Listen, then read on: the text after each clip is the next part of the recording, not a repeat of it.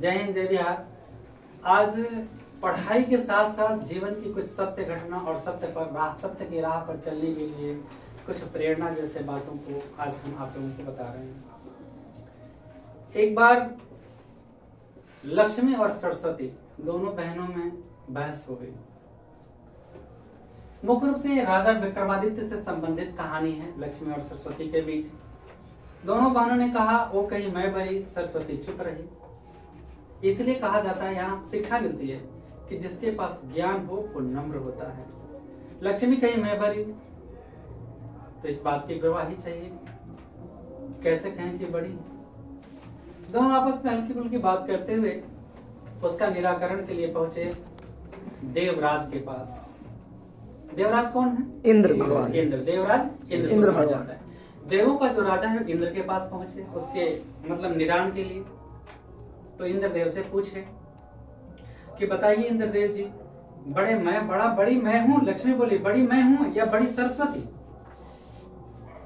देखिए, सत्य बोलना इतना आसान काम नहीं है और सबों में इतनी पावर नहीं होता, इतनी शक्ति, इतनी क्षमता नहीं होती है कि वो सत्य बोल सके। यहाँ इंद्रदेव का भी सिंहासन कांप उठा। वो जानते थे कि बड़ी कौन है, पर बोलने से कतरा रहे हैं क्योंकि मुसीबत कौन मोल लेने जाए। आजकल भी तो यही होता है, सभी लोग जानते हैं, सभी लोग न्याय को जानते हैं, मगर बोलने का साहस किसी में है। लेकिन फिर भी असत्य हारता है और सत्य जीतता है। ये बात तो हाँ, भले कुछ कठिनाइयां झेलनी पड़े पर सत्य कभी हारा नहीं है। सत्य के आगे घुटने टेकना तो सत्य है जो सत्य है, असत्य है जो सत्य है। तो यहाँ पे इंद्रदेव सत्य बोलने से कतरा गए। बोले हाथ जोड़ के मैं इस प्रश्न का उत्तर नहीं दे सकता। शायद मैं क्या, शायद कोई देवता भी इस प्रश्न का उत्तर दे पाए, ऐसे सवाल कर दिए। पर उन्होंने एक शर्त कहा कि एक आदमी इस पृथ्वी पर है जो आपके प्रश्नों का उत्तर दे सकता है। इसका अर्थ क्या हुआ? आदमी पृथ्वी पर, सोचिए, आदमी पृथ्वी पर है जो आपके प्रश्नों का उत्तर दे सकता है। मतलब ये मनुष्य का शरीर जो देवताओं में शायद क्षमता ना हो सच बोलने की, वो मनुष्यों के अंदर है।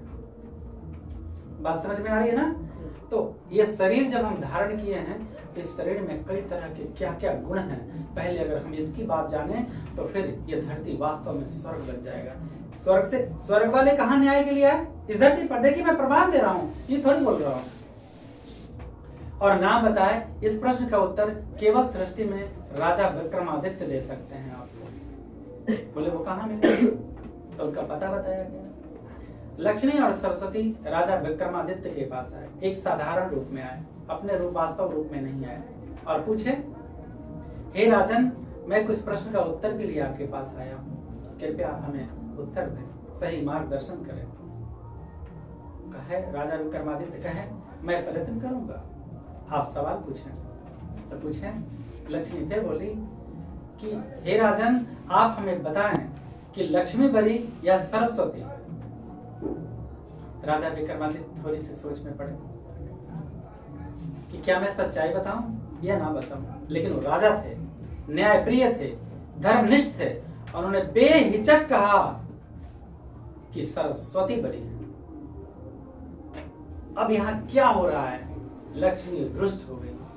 आज जानते हैं ना, सब लोग चापलूसी करते हैं। क्यों चापलूसी करते हैं? मैं बार बार इस शब्द का बखान करता हूँ। क्यों करते हैं? चापलूसी करेंगे, खुश रहेगा, हम पर दया करेगा, धन वर्षा होगा। अरे जरा सोचो, कुछ लेके नहीं जाओगे यार। न्याय, सत्य और धर्म मेरे साथ यही रह जाएगा। ये धन कमाए हुए धन तो नष्ट हो जाएंगे, लेकिन वो मेरे साथ भी जाएगा और बचा कुचा रह भी जाएगा। राजा ने एकदम स्पष्ट शब्द में कहा, सरस्वती बरी है। लक्ष्मी वहां वास्तव में आई, कि मैं बताता हूं कौन बरी है। किंतु उससे कोई फर्क नहीं पड़ता है। राजा विक्रमादित्य साहब बोले, हमें कोई फर्क नहीं पड़ता है। और यहां से क्या होता है? उस राजा विक्रमादित्य का सारे राज्य नष्ट हो जाते हैं। दूसरा कोई आक्रमण कर लेता है, वो परास्त हो जाते हैं। एक लक्ष्मी की कृपा दृष्टि बरस रही है, उनको राज्य से निष्कासित कर दिया जाता है। उनके साथ केवल एक घोड़ा और एक उनका तलवार। जो राजसी वस्त्र थे वो सब ले लिए गए, मुकुट सब ले लिए गए। राजा उनका ले लिया जो उन पर चढ़ाई किया था। वो जाते हैं। देखिए, रिश्ते नाते, दोस्त मित्र कब काम आते हैं, जरा ध्यान देने की बात है। आप लोग, मैं कहता हूं ना कि जब तक जेब में पैसे हैं लोग पूछते हैं आप कैसे हैं। जब जेब में पैसे नहीं है ना तो कोई रिश्ते नाते ये सब पाखंड हैं। सच्चाई तो प्रेम के लिए पैसों की आवश्यकता नहीं होती है, प्रेम। लेकिन आज के लोग पैसों के भूखे हैं। जब अपने सगे भाई को ठग लिए तो मित्रों का क्या होंगे, और माँ बाप को छोड़ दिए तो बाकी रिश्ते क्या निभाएंगे। जिसके लिए माँ बाप अपनी आत्महत्या करें जिस पुत्र के लिए, और बाकी रिश्तों में कितनी हत्या करेंगे, जरा कल्पना करिए। इसलिए बचिए ऐसे लोग और ऐसे सामाजिक लोगों से। राजा विक्रमादित्य को राज्य से निकाल दिया जाता है। इसके बाद अपनी बहन के गांव जाते हैं तो सैनिक लोग पहले उनको आगाह करता है कि महारानी आपके भाई आ रहे हैं। तो कैसे आ रहे हैं, तो केवल एक घोड़े हैं, उनके पास राजसी वस्त्र भी नहीं है, केवल एक तलवार उनके साथ है। तो उनकी बहन कहती है जाओ अस्तबल में बैठा दो। अस्तबल आप लोग समझते हैं, जहां घोड़े को बांधा जाता है। तो राजा को अस्तबल में बैठाया जाता है और वो बहन जानते हैं खाने के लिए क्या लाई, भुस्सी समझते हैं, जो गेहूं में से आटा में से निकलता है ना, वो भुस्सी की रोटी बना के उस भाई को खाने के लिए वो बहन दिया था। देखिए वक्त। तो राजा विक्रमादित्य को जब वो रोटी मिलता है तो क्या करते हैं, कहते हैं कि हे धरती, यदि मैं सत्य हूं, न्यायप्रिय हूं, तो इस भोजन को रखने का हमें जगह दीजिए। तो धरती वहां क्रैक हो जाता है, उस जगह वो रख देते हैं खाने को और बोले जब मैं मांगू इसी तरह पुनः मुझे वापस करिएगा। सत्य में वो ताकत होता है। तो कुछ लोग कहते हैं ऐसा कुछ नहीं होता है। मैं तो पूछता हूं तो कभी सत्य को अपनाया है दिल से, कभी अपना के देख। सारे लोग अपने हैं, सारे रिश्ते अपने, सारे नाते अपने। जब तूने अपनाया नहीं तो सत्य को क्या पहचानेगा, सत्य को क्या पहचानेगा। जो एक फड़ेबी है उसे फड़ेबी नजर आएगा ना।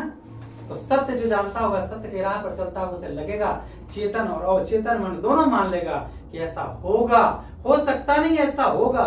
लेकिन जो फड़ेबी है, ढोंगी है, वो कहां परमात्मा को खोजते चलेगा। परमात्मा तो हम में, तुम में, खरे खमे में, सब में व्यापक रहा, सभी जगह है। इस तरह धरती क्रैक होता है, मतलब फट जाता है और वो खाना को राजा विक्रमादित्य रख देते हैं उसमें और वहां से चल देते हैं। भूख से तड़प रहे थे, प्यास से तड़प रहे थे। जाते जाते जाते जाते क्या बताया जाए, मित्र के गांव पहुंचते हैं। तो कहीं ज्यादा देर नहीं रुकना चाहिए, ऐसा मान अपमान होने लगता है। समझ रहे हैं, मान अपमान में बदल जाता है। तो मित्र के पास पहुंचे, मित्र को खबर मिला कि आपका मित्र आ रहे हैं। मित्र, ये सच्चा मित्र धन दौलत का प्यासा नहीं होता है मेरे दोस्त, धन दौलत का प्यासा नहीं होता है। मित्र अवभगत किया, इज्जत सम्मान के साथ बैठा है, राजसी वस्त्र पर, राजसी अपने राज सिंहासन के पास बगल में साथ बैठा। फिर भोजन के लिए आमंत्रित किया। भोजन करने के लिए एक तरफ उसका मित्र बैठा, एक तरफ राजा विक्रमादित्य बैठे। देखिए कि आगे खूंटी, खूंटी समझते हैं आप, खूंटी घर में जो दीवार में कील रखा है, उस कील में रानी का हार रखा हुआ था। क्या रखा हुआ था, हार। किसका, रानी का। हाँ, विक्रमादित्य के मित्र की पत्नी का हार वहां टंगा हुआ था। बुरा वक्त आता है तो बहुत कुछ हो जाता है। राजा विक्रमादित्य देख कर कि जैसे रोटी का एक निवाला तोड़े और मुंह में डाले, वो खूंटी से हार गायब होने लगा आहिस्ता आहिस्ता।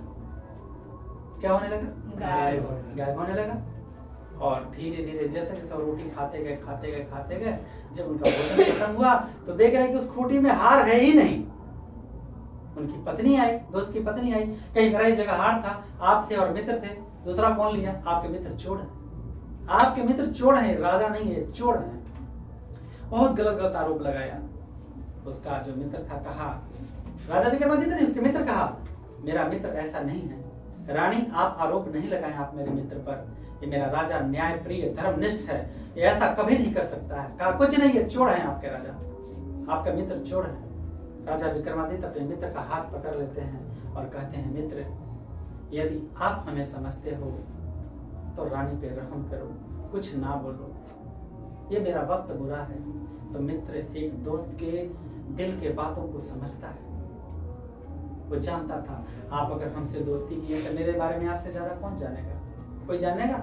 मेरे बारे में भला बुरा कोई कहता है तो कहने वाले को कहने दीजिए, आप तो जान रहे हैं ना मेरे बारे में क्या है, औरों को पहचान कराने की जरूरत नहीं है। जिस दिन उनकी जरूरत होगी हमसे पहचान हो जाएगी, बोलने वाले बहुत कुछ बोलते हैं, उनकी बातों को मैं कभी लेके नहीं चलना चाहिए, और मैं लेके चलता ही नहीं, उधर ही झाड़ के झाड़ता भी नहीं, वो तो मेरे पास आए ही नहीं तो मैं झाड़ूंगा क्या? ऐसे लोगों को मैं साइड रखता हूँ। राजा वहां से पीड़ित होकर निकल जाते हैं। जाते जाते जाते जाते वो थक जाते हैं, फिर भूख प्यास लगती है और एक पेड़ के नीचे वो शरण लेते हैं, मतलब वहां पे जाके आराम कर रहे थे। उसी पड़ोस में एक राजा के यहाँ चोरी हो गया था। सैनिक लोग चोर को खदेड़ते आ रहे थे, चोर बोरा में कुछ लेके भागते आ रहा था। अब वो चोर देखा कि हम पकड़े जाएंगे, तो जहां राजा विक्रमादित्य आराम कर रहे थे उसी जगह बोरा रख के भाग गए। राजा विक्रमादित्य पकड़े गए कि ये क्या है, चोर समझ लिया राजा विक्रमादित्य को, कहे कि मैं चोर नहीं हूँ, कुछ नहीं, चलो बाल तेरे पास पाया गया इसलिए चोर हो तुम। राजा के सामने पेश किया गया। राजा विक्रमादित्य कुछ नहीं बोले, वो जानते थे मेरा वक्त बुरा है, तो वक्त बुरा हो तो धैर्य रखना चाहिए। कबीर क्या बोले, रहीमन निज मन की व्यथा, मन ही राखो गोए, सुनिए ठिलई है लोग सब बांट न लई है कोई। रहीम कवि कहते हैं, रहीमन निज मन की व्यथा, अपने मन में अगर दर्द हो, व्यथा हो, पीड़ा हो तो मन ही राखो गोए, अपने मन में ही रखो। सुनिए ठिलई है लोग सब, किसी से कहिएगा तो ऐठेंगे, बांटे न लई है कोई, बांटेगा कभी कोई? जब वक्त आ जाएगा तो खुद पीड़ा खत्म हो जाएगा। क्या पीड़ा आजीवन है? उसे खत्म होना पड़ेगा, खत्म होगा, कष्ट खत्म होगा, असत्य हारेगा, हारेगा एक दिन। राजा विक्रमादित्य चोर साबित हो गए, उन्हें सजा दिया गया, ये हाथ ये पैर सब काटा गया तलवार से, एकदम पूरी तरह उसको मतलब जख्मी कर दिया गया, अपाहिज बना दिया गया राजा विक्रमादित्य को। और एक चौराहे पे लिख दिया गया चोर, समझ में, चोर लिख दिया गया, और वहां लिखा था उस पर कि जो भी आएगा इसे 5 जूता मारेगा तभी चौराहे से आगे जाएगा, ऐसा राजा का हुक्म है। जीवन कैसा होता है, ईश्वर का क्या कृपा माया है। अब जो कोई इस रास्ते से जाए, राजा का हुक्म था, जो जाए उसे 5 जूता मारे, जो जाए उसे 5 जूता मारे। राजा क्या करे, कितनी व्यवस्था होती है जब संकट काल आता है। तो एक तेली समझते हैं, तेल बेचने वाले को कहा जाता है, तो तेली उस रास्ते से जा रहा था तेल बेचने के लिए, उसे देख करके दया आ गया। तो जिसके अंदर करुणा नहीं है, दया नहीं है, वो मनुष्य के लायक नहीं है। उसने पहला दिन उसे नहीं मारा, तेल बेच के चला गया। तो उसे लगा कि आज जो हम तेल बेचे हैं कुछ ज्यादा मुनाफा हुआ है हमें, ऐसा उसे महसूस हुआ। दूसरा दिन जब फिर तेल बेचने जा रहा था, उसे दया आ गया राजा विक्रमादित्य पर। कहा, हे पीड़ित व्यक्ति, तुम उससे तेल ले ले, अपने जख्मों पे लगा ले। तो बोला, बाबा सभी लोग तो मुझे जूते मारते हैं, आप मार लीजिए वरना राजा आपको दंड देगा। तो कहा व्यक्ति कि दंड तो उस परमात्मा देता है, इस बाकी लोगों में कितनी दम है, मैं उससे डरता हूँ औरों से नहीं, मैं तुम्हें नहीं मार सकता। तो वो क्या इतना जब सोचा कि वो दयावान व्यक्ति है, तो कहा, बाबा मैं तेल कैसे ले सकता, मेरा हाथ जख्मी है, कृपया आप लगा दें मेरे जख्मों पे। कहा, वाह मैं लगा दूं, एक तो मैं मारा नहीं। कहा, जैसी आपकी इच्छा, आप हमें मार लें। उसे बहुत दया आ जाता है उस तेली को, और क्या करता है, उनके जख्मों पे वो तेल लगा देता है। और जब जाता है उस दिन तो बहुत उसका धन दुगना तिगुना मिल जाता है, उसको आमदनी हो जाती है। उतना ही तेल बेच करके घर जाता है तो अपनी पत्नी को कहता है, ये सब पत्नी कही, इतनी से तेल में इतने पैसे कैसे आ गए आपके पास, आपने गलत सलत तो नहीं किया है? कहा कि नहीं, धर्म विश्वास करो हम पर, हम कभी गलत नहीं करते हैं। उसके बाद पत्नी कही, आप बताइए ये रहस्य क्या है? तो पत्नी को यह रहस्य बताता है कि एक पीड़ित व्यक्ति है, सब लोग जूता मारते हैं, मैंने पहले दिन जूता उसे नहीं मारा था, तो मुझे लगा कि ज्यादा आमदनी हुआ है, और आज देखो केवल मैंने उसके जख्मों पे एक थोड़ा सा तेल लगा दिया है तो आज बहुत ज्यादा आमदनी हुआ है। लगातार सप्ताहों तक ऐसा चलता रहा, और वो जो तेल बेचने वाले व्यक्ति था उसको बहुत ज्यादा धन प्राप्त हो रहा था। उसकी पत्नी सोची मेरा कोई संतान नहीं है, वो जख्मी व्यक्ति है, और कहा पति से, मैं उसे अपने घर ले आऊंगा, मैं उसे अपना बेटा समझूंगा। तो कहा, अरे बाप, ये राजा का हुक्म है, कौन राजा के विरुद्ध जा सकता है? तुम समझती हो मृत्युदंड राजा देगा। कहा, मैं राजा से मिलना चाहता हूं। उसकी पत्नी कही, तो मिलता है राजा से। कहा, हे राजन, हम पर दया करे, वो व्यक्ति जो चौराहे पे खड़ा है, मैं उसे अपने पुत्र बनाकर लेके घर जाना चाहता हूँ, मेरी कोई संतान नहीं है, आप हम पर दया करें। राजा कहा ले जाओ। तो ऐसी जख्मी था, सोचा तो ठीक वो तो मर जाएगा, ऐसा उसने सोचा था। पर वो लाया तो उसके जख्म आस्ते आस्ते तब ठीक होने लगे। देखते हैं हम लोग भी घाव में मरहम या तेल लगाते हैं तो अच्छा होता है। ईश्वर की कृपा थी और इस तरह से उसका जख्म आहिस्ता आहिस्ता कुछ ठीक हो रहा था। उसके जब वो तेली घर ले आता है, चाहे दंड समझिए या जो समझिए, राजा कल होके कहता है, खबर भिजवाता है सैनिक से, तो जाकर के उस तेली से कह दो कि कल सुबह मुझे 100 घड़ा तेल चाहिए, अन्यथा उसे मृत्यु दंड दिया जाएगा। जब ये सैनिक आके बात सुनाते हैं कि तुम्हें 100 घड़े तेल देने हैं कल, अगर नहीं दोगे तो तुम्हें मृत्यु दंड देगा राजा। अब सोचा ये अपराध है, गुनाह है या क्या है, वो डरा नहीं। फिर भी कहा मैं कैसे दे सकता हूँ इतनी तेल, जबकि एक दिन में 1 घड़े से ज्यादा नहीं निकल पाएंगे। कहा मैं कुछ नहीं जानता, ये राजा का हुक्म है। वो राजा विक्रमादित्य बोले, नाम नहीं पता, अपना पता बताए। बोले बाबूजी आप घड़ा का प्रबंध करवाइए, राजन को बोलिए वो घड़ा भेज दें। 100 घड़ा आ गया, रात भर में राजा विक्रमादित्य तेल निकाल दिए, कर गया। राजा आश्चर्यचकित हुआ, ये कैसे हो गया, जरूर कोई करिश्मा है। उसकी बेटी उस राजा की बेटी साक्षात सरस्वती थी, जिस राजा ने उन्हें दंड दिया था। तो तुम लोग क्या सेलेक्ट करोगे? सरस्वती में सरस्वती। विद्या बंधु जरो विदेश गमने विद्या परा देवता। ये हमारे साथ रहने वाला अनमोल संपत्ति है, इसे कोई जुदा नहीं कर सकता है, हम लोगों से कोई नहीं जुदा कर सकता। इस तरह से वो तेल देता है और राजा उसको अपार संपत्ति देता है, बहुत खुश होता है। और ये तेल का काम क्या था? तो राजा की पुत्री का स्वयंवर था। क्या था?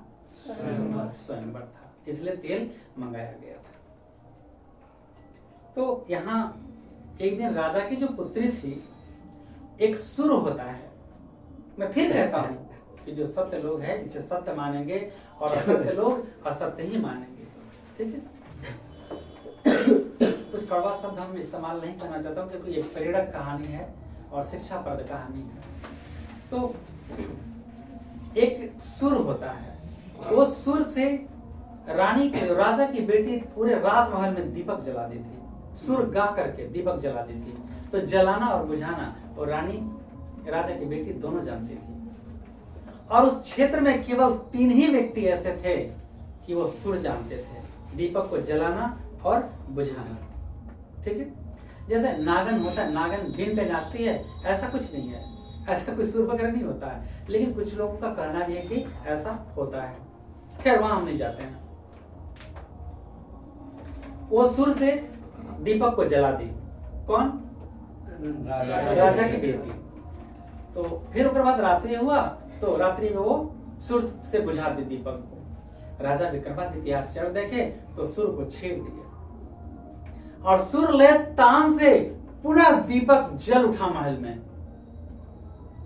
अब राजकुमारी सोची कि आश्चर्य कैसे, ये 3 ही लोग जानते हैं, एक जो मैं हूं, दूसरा एक और राजा है जो यहाँ है ही नहीं, इस क्षेत्र में मौजूद ही नहीं है, और तीसरा राजा विक्रमादित्य। इसका मतलब कि राजा विक्रमादित्य आसपास हैं। देखिए सरस्वती में कितना मतलब एक सुगंध होता है, क्या बोला जाए इसको, कौन ऐसा अनमोल शब्द हम इस्तेमाल करें। तो उसके बाद राजा की बेटी का स्वयंवर होता है। तो बहुत चहल पहल था राज्य में। पूछे उस तेली बाबूजी से पूछा राजा विक्रमादित्य कि बाबूजी आज राज्य में बहुत चहल पहले, गांव में क्या बात है? तो कहा बेटा आज जिस राजा के घर तेल भेजे थे उस उनकी बेटी का स्वयंवर है। स्वयंवर समझते हैं? स्वयंवर, खुद लड़कियां अपने वर चुनती है योग्यता के अनुसार, लेकिन आज क्या किया जाता है, अयोग्यता के अनुसार गले में बांध दिया जाता है। ये नहीं पूछता है कि लड़का अच्छा है या नहीं, शराबी है या क्या, लेकिन गले में बांध दिया जाता है, विवश कर दिया जाता है लड़की को। आज पुनः हमें स्वयंवर की आवश्यकता है। लड़कियों को भी चाहिए कि दिल लगा के पढ़ाई कर, उसके माता पिता पुनः स्वयंवर की रचना करें और उसे गौरवान्वित करें सारी लड़कियां। और इस तरह से स्वयंवर में कहता है कि पिताजी हमें भी स्वयंवर देखने की इच्छा है। कहा बेटे तुम अपाहिज हो, राज दरबार में नहीं जा सकते हो। कहा हमें दूर से दिखा दीजिएगा बाबूजी, मैं दूर से ही देख लूंगा। इस तरह से उसे ले जाकर के काफी दूरी पर वो तेली बैठा देता है जहां कोई नहीं देखे। स्वयंवर शुरू हुआ। पूरे राजमहल में राजकुमार भरे थे, पर किसी को राजकुमारी ने वरमाला नहीं डाला। और उसके कदम बढ़ते गए बढ़ते गए बढ़ते गए बढ़ते गए बढ़ते गए और पहुंच गया कहाँ? राजा विक्रमादित्य के पास। और उस अपाहिज को उसने वरमाला पहना दिया। अब क्या होगा? तूफान मच गया राजमहल में। तो यहाँ उसके पिताजी, उसके माँ बाप, भाई सभी समझाए कि अपाहिज ऐसे शादी मत करो, कोई राजा वाजा भी नहीं है, शादी मत करो। कहा जो भी हो जाए, मेरे प्राण चले जाएंगे पर मैं इसी से विवाह करूंगा। अंततः उससे विवाह हो जाता है और अपनी पुत्री को बिना कुछ दिए हुए राजा निकाल देते हैं घर से। तो फिर उसी तेली के घर वो शरण लेती है और दोनों रहती है। एक बार क्या हुआ कि राजा विक्रमादित्य बोले बोले पत्नी को कि आज हमें शिकार की आवश्यकता है, जरूरत शिकार महसूस करने का हो रहा है कि शिकार खाते हैं, ऐसा कुछ बोले। जाइए ना अपने भाइयों से कहिएगा, आपके भाई लोग शिकार करके ला के देंगे तो आप हमें दीजिएगा। यहाँ पे राजा विक्रमादित्य ऐसा बोलते हैं कि आज हमें शिकार खाने की इच्छा है। अपनी पत्नी को बोलते नहीं जाने के लिए, बोलते हैं कि शिकार खाने की इच्छा है, आप अगर पूरा करते हैं तो औरत जात कैसे जाएगी लड़की। तो अपने भाई के मायके गई और अपने भाइयों के कही, भाभी को कही कि भैया आज मेरे पति को शिकार खाने की इच्छा है, यदि आप ला के दे देते तो बहुत मेहरबानी हो। उसका भाई भाभी लोग उसको न जाने क्या क्या अपमानित किया, अंधेरे लंगड़े लुल्ले बहरे से शादी की हो, जाओ वही ला के देगा, मैं तुम्हें क्यों दूंगा। अपमानित होकर रोते हुए घर आती है। राजा विक्रमादित्य के पास सरस्वती का अपार भंडार था। उन्होंने सारी बातें उनकी मुस्कुराहटों या दुखों को देख के समझ गए। इस मुस्कुराहट तो एक पत्नी, अच्छी पत्नी अपने पति के सामने मुस्कुराते ही रहती है, दर्द पीड़ा को सहते रहती है। इसलिए मैंने मुस्कुराहट शब्द इस्तेमाल किया। नहीं आते ही आज की पत्नियां विस्फोट करती हैं, हमें ये चाहिए, ऐसा नहीं लाया। नहीं, पति के पीड़ा को समझना पत्नी का कर्तव्य है और पत्नी के पीड़ा को समझना पति का धर्म है, क्योंकि वो एक परिवार को त्याग करके और एक नया जीवन में आती है, उसकी पीड़ा को समझ जाते हैं। राजा विक्रमादित्य कहते हैं कि अपनी पत्नी से कि आपके पिताजी मेरा तलवार और घोड़ा रख लिए हैं, कृपया जाइए उससे मांग के ला दीजिए। और कहते हैं कि देखिए अगर घोड़ा आने से इनकार कर दे तो एक रुमाल देते हैं, इस घोड़े और तलवार को ही दिखाइएगा, वो आपके साथ स्वतः चला आएगा। रानी जाती है, वो लड़की जाती है, मतलब विक्रमादित्य की पत्नी, और अपने बाबूजी से कहती है बाबूजी मेरे पति का घोड़ा और तलवार आपने रख लिया है, कृपया आप हमें दे देते।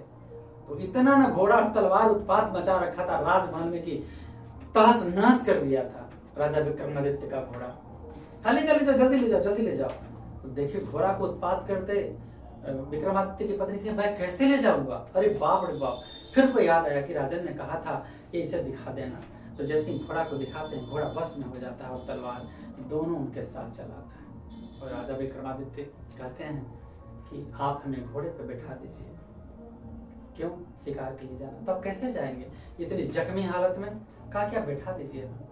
राजा विक्रमादित्य को घोड़े पे बैठा देती है वो और जाते हैं। तो क्या करते हैं, जंगल में बहुत सारे जो मतलब शिकार थे वो शिकार कर दिए, बहुत सारे शिकार कर दिए, पर किसी शिकार को उन्होंने नहीं लाया। केवल उसका कान और पूंछी, शिकार का कान और पूंछी एक झोला में ला करके और अपनी पत्नी को दे दिया। कौन?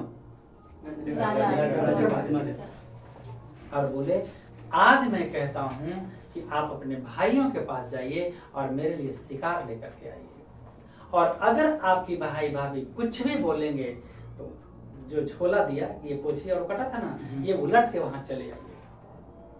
वो भी सरस्वती साक्षात विराजमान था उसकी पत्नी पे। कहीं पर रास्ते में मत खोलिएगा इसे, जब कुछ बोले अपमानित करे तब खोलिएगा, अन्यथा मत खोलिएगा। पति का है, पति का आदेश है। वहां जाती है और कहती है कि भैया आज मेरे पति को शिकार खाने की इच्छा है, आप शिकार ला कर देते। तो फिर उसे अपमानित कर, बहुत भला बुरा कहा। जब इतना कहा तो राजा विक्रमादित्य के कहने के अनुसार झोला ऐसे उलटती है तो देखती है कि इसमें पूंछ कटा हुआ है और कान। आज जो उसका भाई लोग शिकार करके लाया था वो सारे जानवरों का जो शिकार था उसका पूंछ और कान कटा था। कहा भाभीयों को तुम समझती है कि मेरे पति वीर हैं, मेरे पति वीर हैं, तेरे पति मेरे पति का शिकार किया हुआ लाए हैं, तेरे पतियों में इतनी दम नहीं है कि उसका शिकार कर सकते हैं। और वहां से चली जाती है। यहीं से सरस्वती लक्ष्मी परास्त होता नजर आती है। अब क्या होता है, अब यहाँ पे कहा इतना वीर कौन है भाई जो इतने शिकार कर देगा। तलाश शुरू हुआ। अब यहाँ लक्ष्मी छटपटा रही, विवश। अत्याचार करोगे तो विवश तो होना पड़ेगा, चाहे जो भी हो, रावण हो या कंस हो, वो तो होगा ही।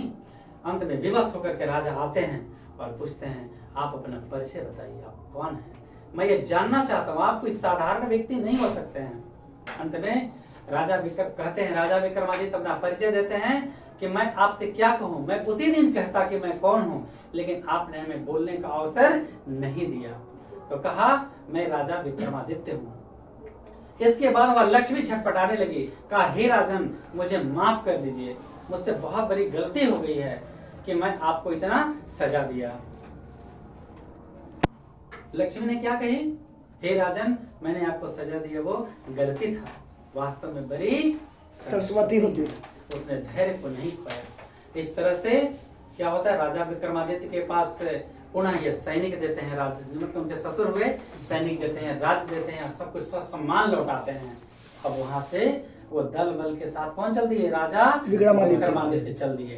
तो सबसे पहले किसके पास पहुंचे, मित्र के पास। बहुत सा सम्मान, उन्हें बहुत सम्मान किया। राजा ने अपने साथ फिर उसी तरह जैसे पहले खिलाया था, बैठ के सामने खाया। खाना एक तरफ उसका मित्र और एक तरफ वो दोनों खा रहे थे। तो क्या देखा, अब राजा जैसे विक्रमादित्य एक एक निवाला मुंह में डाल रहे थे, उस खूंटी से हार बाहर निकल रहा था। और जैसे उनका खाना खत्म हो जाता है, पूरा हार खूंटी में पुनः टंग जाता है। लक्ष्मी वहां का परिचय देती है, हे राजन मुझे क्षमा कर दें, इससे हार को खत्म करने वाला, गायब करने वाला मैं ही था। आप कोई चोर ने वहां फिर अपना परिचय देती हैं लक्ष्मी और बताती हैं। फिर उसका जो दोस्त की पत्नी थी, कहा राजन मुझे माफ कर दें। तो कहते हैं विक्रमादित्य कि नहीं, इसमें न आपका दोष है न मेरा, ये मेरे समय का दोष है। तो बुरा वक्त टल गया है, इसलिए बुरा वक्त में क्या करना चाहिए, धैर्य रखना चाहिए। फिर अपनी बहन के पास जाते हैं। तो बहन कहती है मेरा भाई, सूचना मिला कि आपके भाई आ रहे हैं। कैसे आ रहे हैं, तो पूरा लाव लश्कर के साथ, हाथी घोड़े सारे सैनिक हैं। तो बहन कहाँ बैठाती है, राजमहल में बैठाती है उस समय।